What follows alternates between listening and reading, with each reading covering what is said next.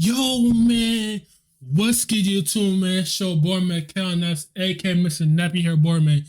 Today, man, we got London's killer rapper suspect active gang. If you're new, man, hit that like button, subscribe, share, man, run well to 1,000 subs. Since it's a documentary. Shout out to Traveler Ross. Make sure y'all go, make sure y'all go sub to him. Go give him a like, man. It's about 4 hours. Step back, relax, enjoy, man. I don't know how many parts. It might be 10 parts. It might be 9. Depends. But let's go ahead and get into it, though. And yes, I did skip the intro. I want to get straight into the stuff. Not to be confused with Camden, New Jersey, which is often ranked as one of the most dangerous cities in America, the London borough of Camden is one of the most famous tourist spots our city has to offer. To the casual visitor, it would be difficult to see how this thriving area, with its bustling markets and high property prices, could be so dangerous beneath the surface. But that's the thing about London. Unlike the sprawling cities of the United States, being such a densely populated area, you might go from standing next to a multi-million-pound property and turn one corner and find yourself in the middle of one of the city's most deprived council estates, or projects as you Americans would probably call it. Camden itself is located in northwest London. He said that, or projects are what you Americans call it.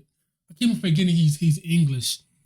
And is one of the 32 boroughs, meaning administrative areas, that make up Greater London. The current borough of Camden was created in 1965, when London's administrative area was expanded to incorporate the Greater London. And it includes districts or neighbourhoods, many of which are famous for their ostentatious wealth, such as Hampstead, Kentish Town, Camden Town, Kilburn, Somers Town, King's Cross, St Pancras, Chalk Farm, Haverstock, and Gospel Oak. One of these neighbourhoods you are most likely to be aware of is Camden Town, also often just called Camden, that the borough is named after, and that's where much of the events of this video will take place. Camden Town has been known around the world since the 1960s as the heart of London's art and cultural scene, with it being home to famous music venue The Roundhouse, where acts like Pink Floyd performed in their early years. In later decades, Camden's music venues and bars were scenes where bands like Coldplay and Oasis first made their names. And over the years, through every era of music, Camden has been home to many famous musicians, including the singer Amy Winehouse, with her unfortunately being found dead in her $3.5 million Camden Square home in 2011.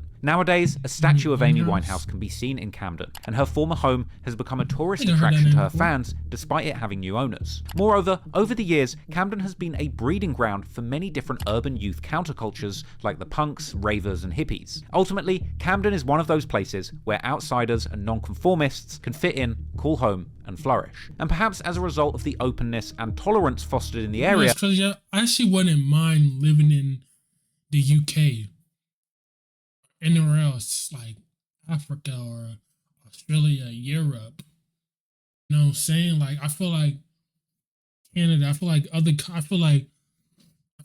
if I get to a certain point, I really want to explore. You know what I'm saying? Just because over the years, Camden, or more specifically Camden Town, has become a tourist attraction in its own right. Best known for its popular street markets specializing in arts, counterculture and alternative clothing, delicious and trendy street food, and maybe the odd bit of counterfeit designer clothing and smoking accessories that I'm sure fans of this channel will probably enjoy. In fact, speaking of smoke shops, Camden has for a long time been known to be a hotspot for illegal drug markets, sometimes even being referred to as the Amsterdam of the UK. Despite Camden's countercultural ethos still being somewhat intact, the area has also gained attention in recent years for arguably going through a significant gentrification. Similar to many other boroughs of London, which despite the natives struggling with rising costs of living, the push still continues to demolish affordable housing and replace it with multi-million-pound new build developments, often only affordable to the super wealthy, often even being used as investments for overseas investors, meaning that many of these expensive and new homes built in these areas are often left empty, all while wealthy Chinese it's tricky, bro. That's a lot what the government does or the city does. Like, they push out all the people that are low income, they push out them, and they build out these condos in order for the rich, wealthy people to live there.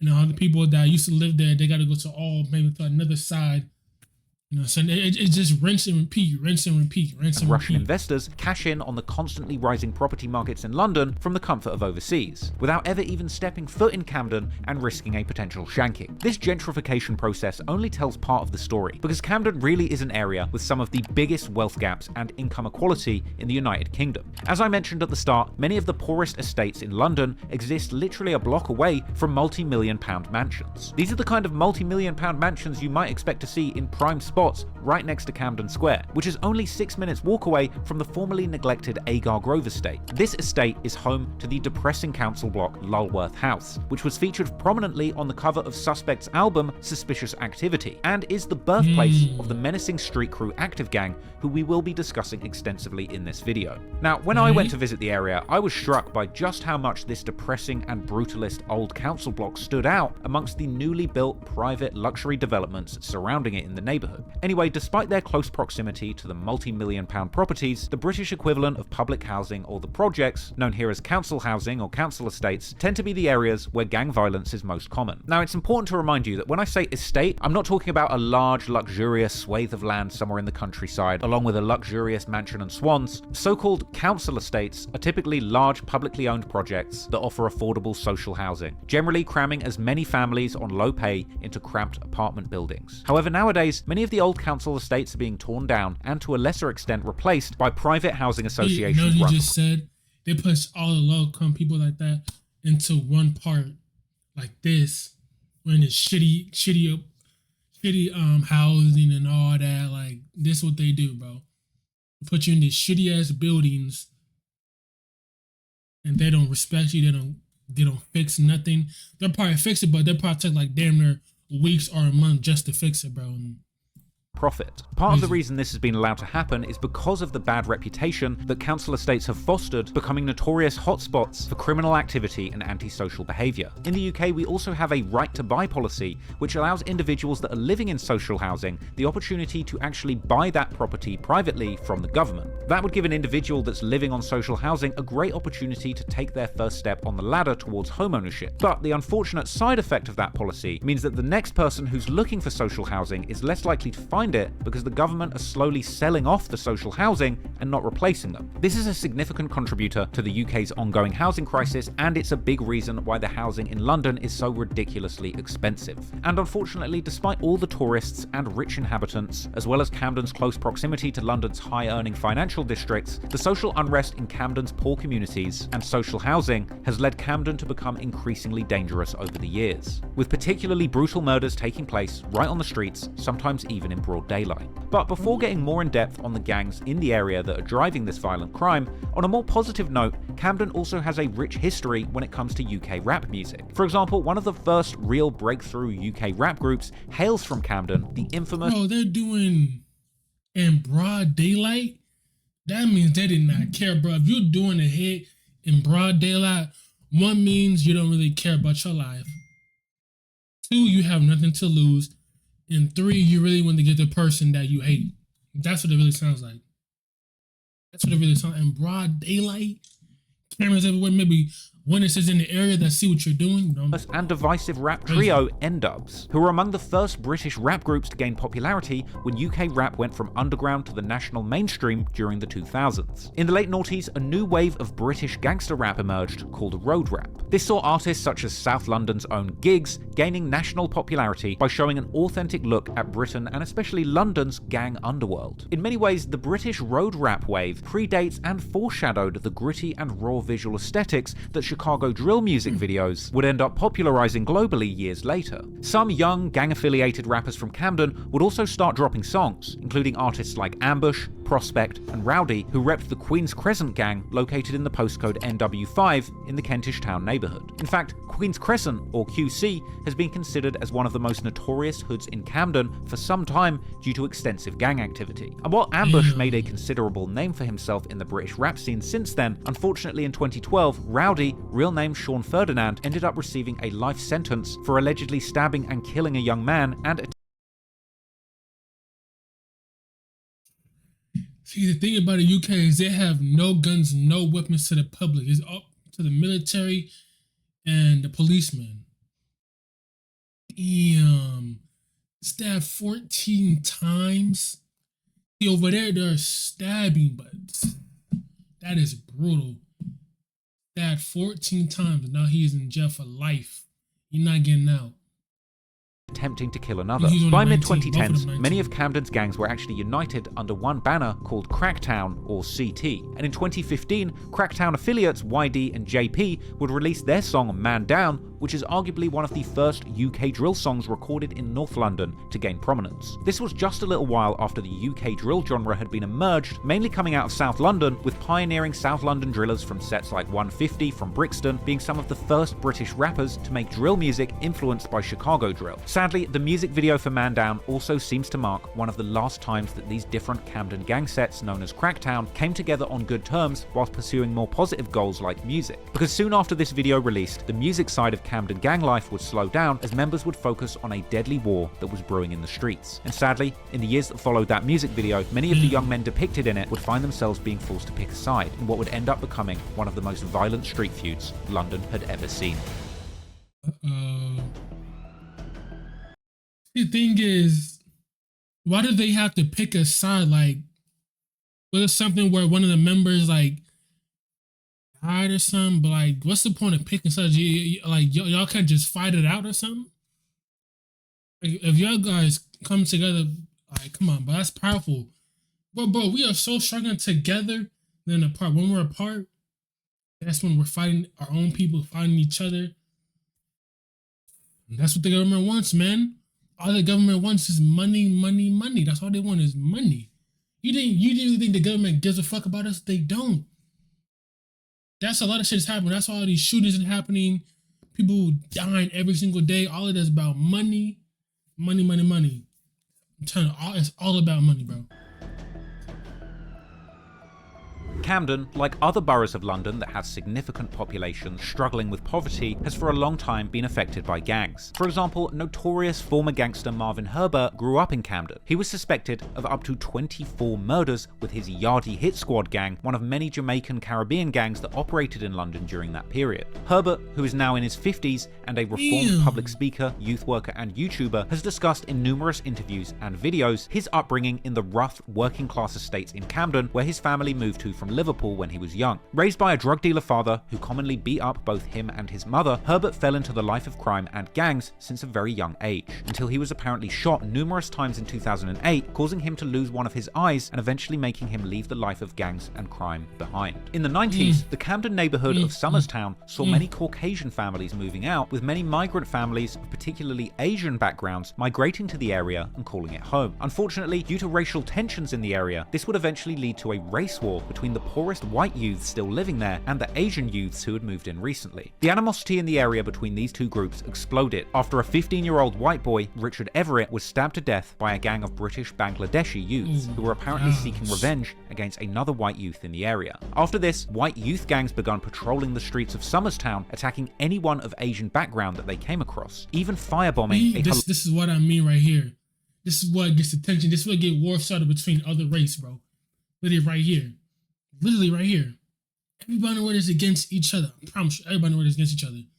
Lal butcher shop. This was an incredibly violent and volatile time in Camden, and ironically, despite the media attention surrounding the current UK drill scene and the violence it's allegedly responsible for, the homicide rate in the UK actually peaked in the early 2000s. This was reflected in Camden, which was perceived to be particularly out of control at the time, with violent crime and gang clashes leading papers to argue that Camden Town was up there with some of the world's worst murder capitals. Gangs in London around this time were also generally much larger than they are now, with as many as 100 members in each gang. As one former gang member, Omar Sharif, explained in an insider interview, the gangs back then were often unified under large postcode districts and not single estates or blocks. Gang wars can start over the smallest things or the biggest things. Smallest things could be they were at a club or a rave, and from there someone gets stabbed, and then it's a whole, we need to retaliate, we need to send a message, we need to show them who we are. So they round up everyone, and then it's now not just one person versus one person, it's actually a gang versus gang, postcode versus postcode, and now we're talking 50 to 100 people plus. It got to a point where we were having postcode wars, meaning it was my block, NW1 versus NW5. Postcode wars are also named interstate wars. This is something that started even in the 60s, 70s, which areas became smaller or bigger, and it's a way of protecting territory. Now there are things called block wars, estate wars, which are even within the same postcode. There is such rivalry, there is such demand for who is more important, so it goes from what's area. Crazy, bro? All this gang stuff and all this, I don't get it. Like, how do people do this? All this gang, I think all this gang stuff is stupid, is really dumb. I feel like y'all motherfuckers brainwashed thinking y'all need to fight each other just because, oh, he's from this neighborhood. He's from that neighborhood. He wears this color, or he wears that color. Come on now, bro. It's not that. Like, why is this shit don't make no sense? If we really think about it, does this shit really make sense? Because he dissed you, because he said, oh, you a bitch, because you a pussy. That makes you go kill somebody because he said that. And then you'll fuck around and go kill somebody and then say free you. Stop it, bro. And then they say, oh, what you doing on this block? Nigga, you don't own this shit. You don't own the block. Nigga, you don't own this shit. This city does, over being honest. God does, bro. He the one that created us, created the world. We're just the builders. That's all we are. But to the government, we're the government slaves. I promise you. We are the government slaves. We have to pay taxes. We have to pay taxes back, all this shit. When we get sick, we have to get medicine. And all the medicine is here on earth for us. It's supposed to be for free. That's what God put on earth for us, bro. God put all this stuff on earth for us to use. Fruits, vegetables, to build, to make fires, all that, to survive, to live. All this, I said the world is supposed, I feel like this world can work for free. Reproduce, plant trees from seeds. You keep on doing rinse and repeat, rinse and repeat, rinse and repeat, rinse and repeat, rinse and repeat. Why is rent a thing? Why is the water bill a thing? Why is electricity? Come on, bro. Postcode now to blocks, which creates further division. Meaning that his gang, which rep the postcode district NW1, that covers a large section of South Camden, were beefing with the entire area of the postcode district NW5, which covers much of North Camden. In 2007, a document by Scotland Yard's Special Crime Directorate that was seemingly leaked to news outlets and online listed a whopping 257 gangs allegedly operating in Greater London boroughs. In Camden, the document, which was at the time argued to already be a little bit outdated, listed a total of 8 gangs active in the area. This included the Born Sick Crew, Centric Gang, the Cromer Street Massive, the Denton Boys, the Drummond Street Posse, the NW1 Boys, aka Cumbo Gang, the Peckwater Gang, and WC1. The Drummond Street Posse hailed from around the busy Euston train station and were thought to have been involved in that 1994 killing of Richard Everett. The group was also allegedly involved in a violent clash with another gang, the Cromer Street Massive, from around King's Cross Station in 2003. In 2006, the Centric Gang received media attention after one of their alleged members, a young student named Mahir Osman, also known as Smiley, was brutally stabbed by alleged rival gang members from Tottenham. According to the news article, Centric Gang hailed from the Chalk Farm neighbourhood, where the famous music venue the Roundhouse is. But according to a childhood friend of Smiley, journalist Ismail Inarshe, Centric Gang were a Somali-based gang that had members all over the Camden borough. In 2007, another gang, the Denton Boys, who were from the Denton estate in the Kentish Town neighbourhood, were allegedly terrorising the neighbourhood, committing daily robberies and other violent crimes. In 2008, local news and blogs were reporting of another... So we got young people getting stabbed to death. Sometimes they can be mistaken identity. Sometimes due to gang violence. That's bro. Getting stabbed to death, bro, is crazy. The gang called the Money Squad, or TMS, reportedly another largely Somalian origin gang, who were allegedly selling large amounts of drugs around the Camden street markets. That same year, newspapers would also report of an alleged member of the Money Squad, Sharmark Hassan, being shot to death in what seemed like a gang-related incident. Years later, a reformed gang member and popular Muslim motivational speaker and social media influencer, Abu Taymiyyah Jailani, would talk about his time in Camden gangs, describing it as postcode wars, but also mentioning how his gang was mostly Somalians and Yemenis from Kentish Town, whereas their ops were African-British guys of a mixed-race heritage. Those who I used to hang around with mostly like Somalis and Yemenis. Okay, he was more situated in Kentish Town, but used to come to Camden a lot because the other elders were there. We was trying to, at that time, rep this postcode called NW1, and we used to fight against these African British guys, mixed race guys, all because of a postcode. I have all these scars on my head, on my body. A friend of mine was shot. See, do you understand? See, this is what thing is. When people from the games, if they survive and when they grow up and they start maturing more, they realize all the shit that they done, they probably regret it because it was not worth it. And think about it, they know it's stupid and dumb. Fighting over colors, neighborhoods that you don't fucking own. You claiming this set. And then the whole people in the set, they're not your real homies. They'll be the main ones that will slime you out, do this, do that. If you go to jail, they're not putting money in your books. They're probably fucking your baby moms, all this stuff, bro. They don't care about you, bro. Come on, bro. That's what the government is letting us kill each other over and over and over to the point where we're gonna go extinct. Like, come on.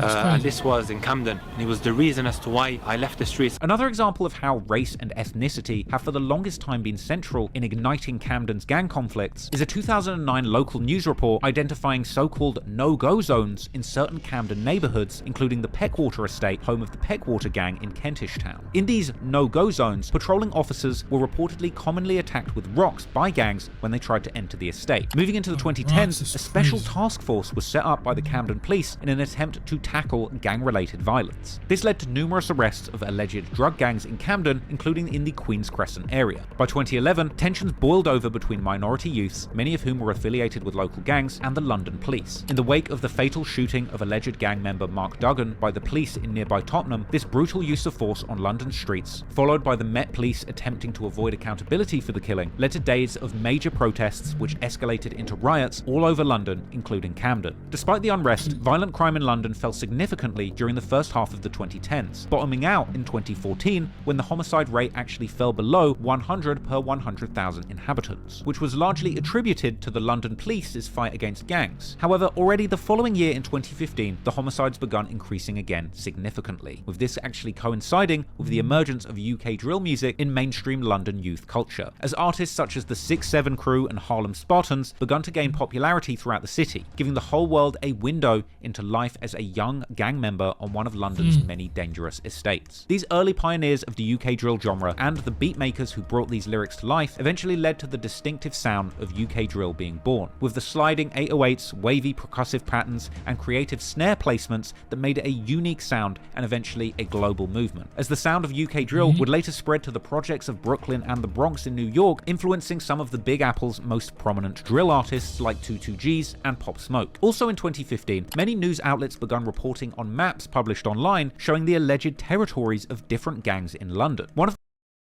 Damn. Look at that. You got them all the way here by themselves. Probably closest one right here. That's a lot. That is a lot.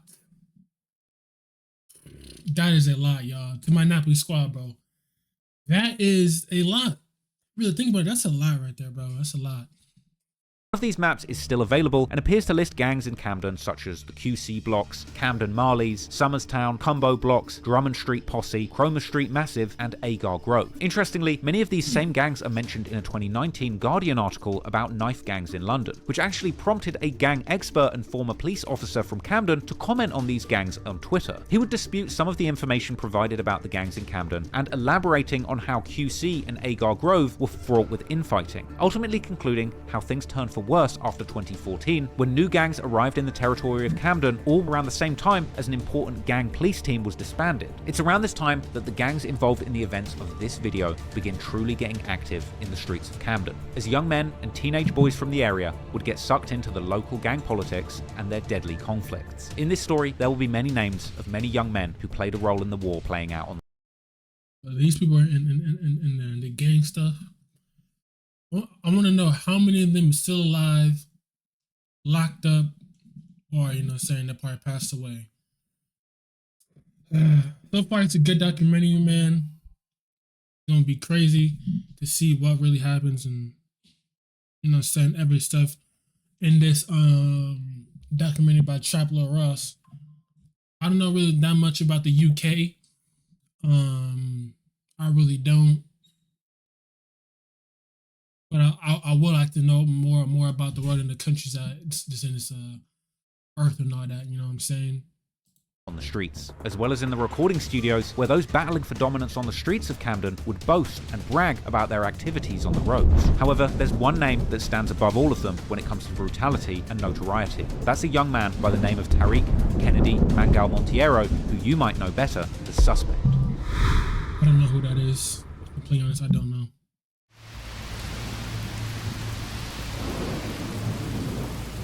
Suspect, real name Tariq Monteiro, was born on February the 27th, 2000. Suspect is often thought to be of Somali descent due to his many close friends being Somalian, and he's even known to use the language. Oh man. However, his parents are often claimed to be of a Moroccan and Cape Verdean or Guinea-Bissauan descent. Thus, his last name Monteiro, which has Portuguese origins, as Cape Verde and Guinea-Bissau were once both Portuguese colonies. Yet others seem to think that his last name is actually due to the fact that Suspect grew up much of his childhood in foster families, with the foster family he would eventually settle with perhaps being of Cape Verdean or Guinea-Bissauan origin. However, when it would later come to his affiliations in the racially motivated gang wars on the streets of Camden, he would identify very much as Somalian. The reason why Suspect was placed in foster care is not entirely clear, but it was allegedly not because his parents weren't in his life, with some fans online seemingly arguing that it was actually because his behaviour was already so out of control that his real parents couldn't handle him. But this is all just speculation. However, what we do know, based on his social media, is that Suspect seemed to first settle in the Somerstown neighbourhood in Camden. This is where he would allegedly first meet guys like S-Wavy and SY, who would later move to Agar Grove, as well as people from Cumbo, such as Chinks. Later, his foster parents, who now resided in Tottenham, seemingly couldn't control Suspect either, and at one point, he went missing, leading to the local news appealing to the public to help find a young suspect who had gone on the run as a 14-year-old. It seems that a week later, the police were able to locate Suspect, most likely hanging around his old stomping grounds in Camden. Suspect had been going on the run since he was a small boy, and this perhaps foreshadowed if he's doing this as a young kid, yeah, there's no saving him. If he's doing this, see, it's like this, you're supposed to help him, maybe get him to a better situation, maybe send him, I don't know, to a school away.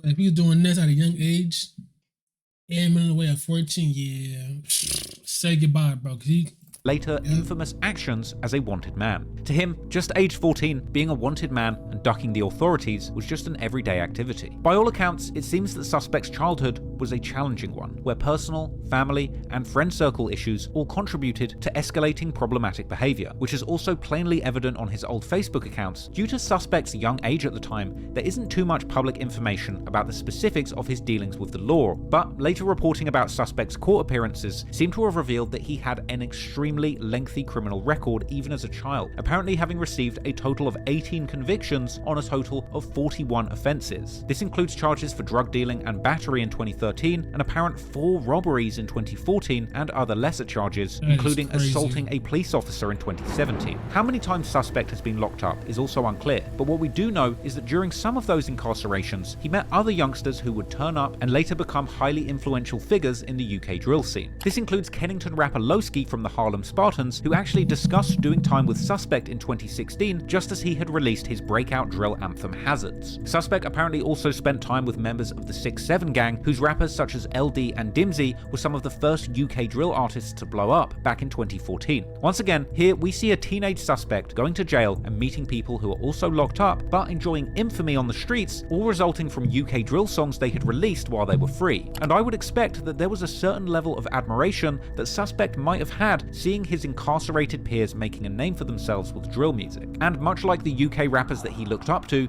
it seemed that Suspect was also infatuated with Chicago drill music, being seen on Twitter declaring his appreciation for Lil Durk as early as 2013. However, it was clear during this time that Suspect wasn't happy with his circumstances in life. Already as a young kid, Suspect would tweet about his life being depressing and insinuating that his actions in the streets had already brought him dangerous enemies. Indeed, gangs do appear to have been part of Suspect's life for a long time. In his old Facebook posts, a young Suspect can be seen throwing up a C hand sign, but the meaning of this exact hand sign has been contentious and subject to debate amongst fans. It does seem that in 2012 to 2014, the C was referring at least partly to Cumbo, an estate which Suspect also appears to mention in early lyrics that he had posted to his Facebook. Ironically, at the time, gangs throwing up the C was incredibly similar to what the Los Angeles-based Crip gangs would do, and these London-based crews were seemingly taking a lot of inspiration from the Crips, opting to wear blue blue and using the blue paisley bandana to identify themselves in clothing, as seen on one of Suspect's 2012 Facebook posts where he called himself a CYG. Elsewhere on his Facebook, he would post numerous pictures throwing up the sea, as seen here with the caption, Seatown, Cumbo, Camsterdam. Suspect would also answer questions on his Facebook via a Q&A app called Ask FM, where he would reveal that he and his friends spent the majority of their time in 2014 in Somerstown or Cumbo, even explaining to people where Cumbo is. Although a young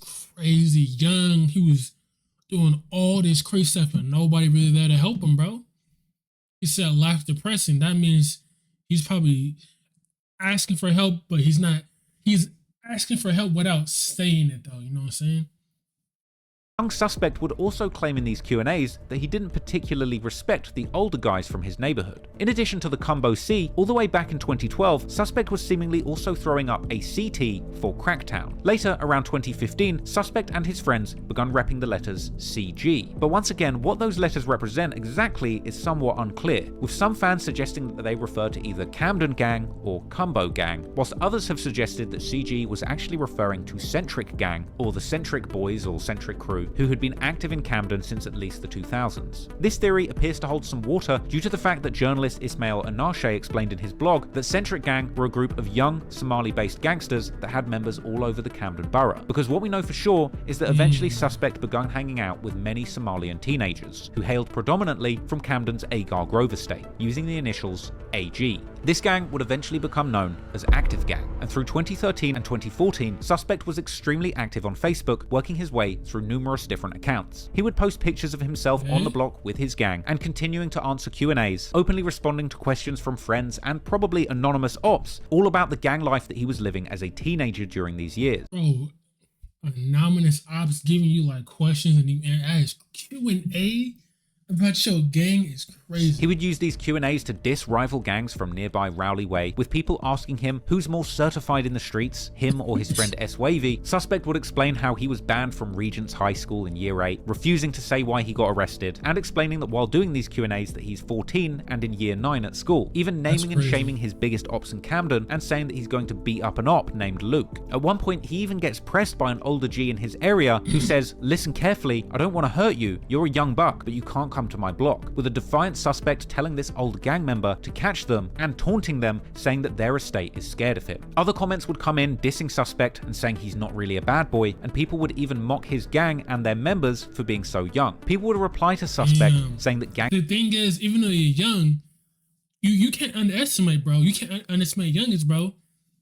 Some of them really do get acted like that. Some of them really do get acted like that, bro. You know what I'm saying? Beef is pointless, with Suspect replying saying he will never get touched and that it's not really beef if he never gets touched, and that he vows to get his ops, whilst others would reply and claim that Suspect and his gang have actually been touched. Clearly as a teenager, Suspect had gotten himself deeply invested in the gang lifestyle, not just physically as a member, but mentally, and ultimately he would end up surrounded by fellow gang members with the same mindset and background as him. So let's take a closer look at the gang and some of the members who would run the streets with a young Suspect. Before we go any further, I've just got a quick favour to ask you.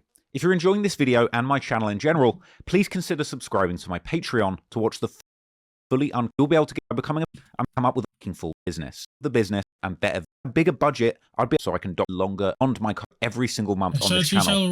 The more that content took, and join the mission to help me make monthly videos a thing. Appreciate you watching, and on with the video.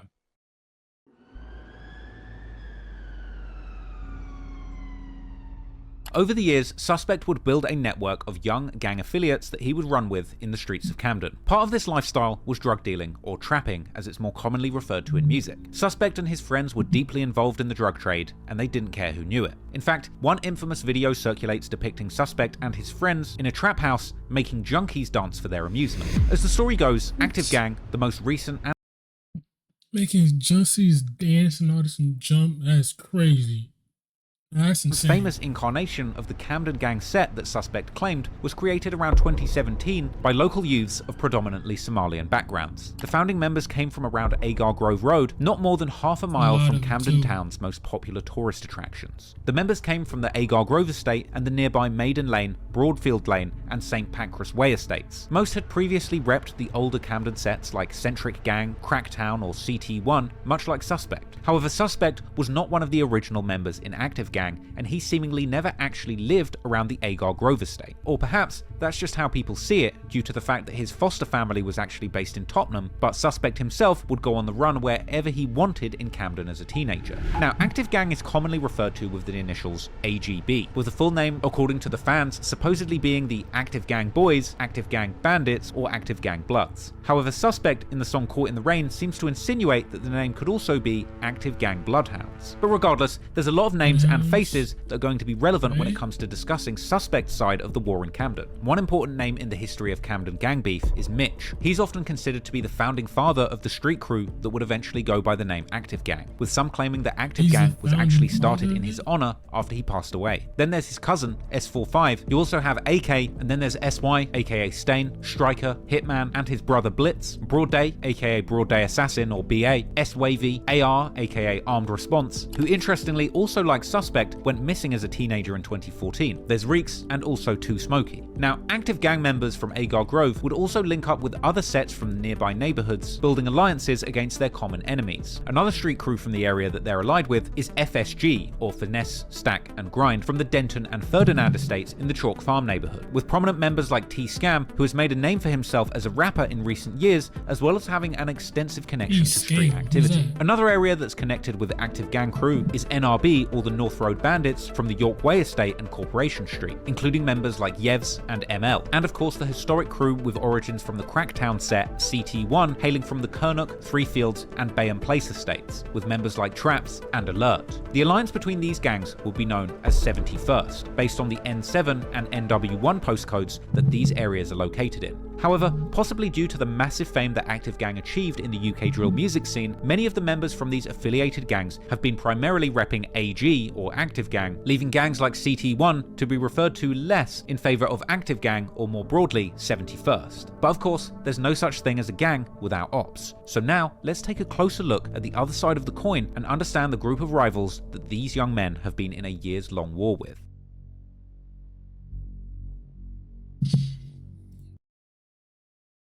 Alright, yeah, I'm gonna try to get this video to 40 minutes, and then we're gonna wrap up part 1 of this video.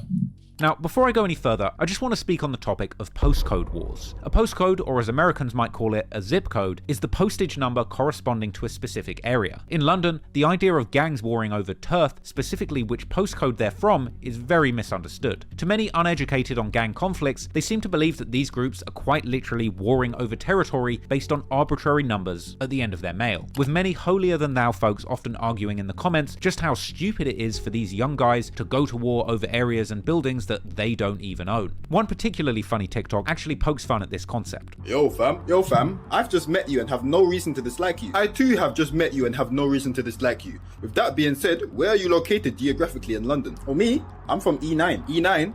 That is a combination of a letter and number that does not correlate with mine. Unfortunately, this means that I either have to kill or rob you now. That is a reasonable response to finding out. See? Do you see what I mean? They beefing over a postcode, or they're from this block or that neighborhood is My insane. geographical location within London.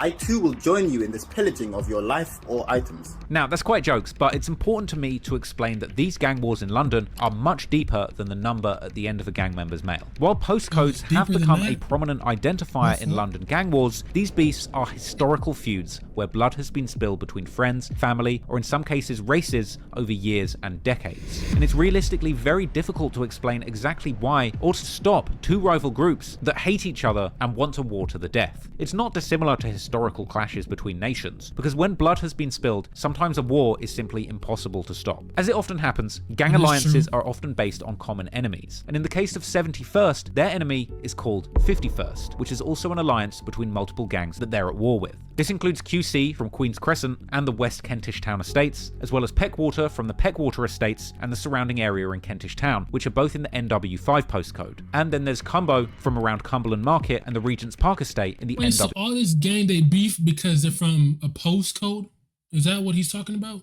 NW1 postcode. It's actually been said that the Peckwater block wasn't home to a gang until around 2014-2015 when teens from nearby areas began to claim it as their territory without actually living there, with one commenter online suggesting that the gang members who claimed the area actually live nearby or in the surrounding streets. Now, prominent members associated with the 51st postcode include C-Miz from the original Queen's Crescent set, or OQC. And then there's Chinks, originally from Cumbo. He was incarcerated for the majority of most of the violent clashes in this story. But upon his release, he would refer to his crew as one side rather than identifying under 51st, an alliance which apparently formed whilst he was still in prison. Then you have Culprit, also hailing from Cumbo, and another member allied to Peckwater, or the Waters, and a prominent rapper in his own right is Gutter, who has apparently gone by other names over the years. Other people involved go by the name of Action, aka Rex, Selly, aka Cell, or C2, affiliated with the Peckwater estate, but he would actually seemingly distance himself from the streets for a period, having ended up having a successful career as a model. There's also Lanks from Peckwater, Diggs from QC, Gambino, Frosty, Stings, Flips from Peckwater, JJ, Drills from QC, Lebs, Wanda, Creeps, Cons, RO, Goose, and R1. Now, that's not every single person from every single gang in Camden. That would be nearly impossible to find out. Guys, that's going to wrap up part 1 of the reaction. Part 2 will be out tomorrow, so make sure y'all come back, like, subscribe, share, man, and know the vibes. I will see you guys in part 2.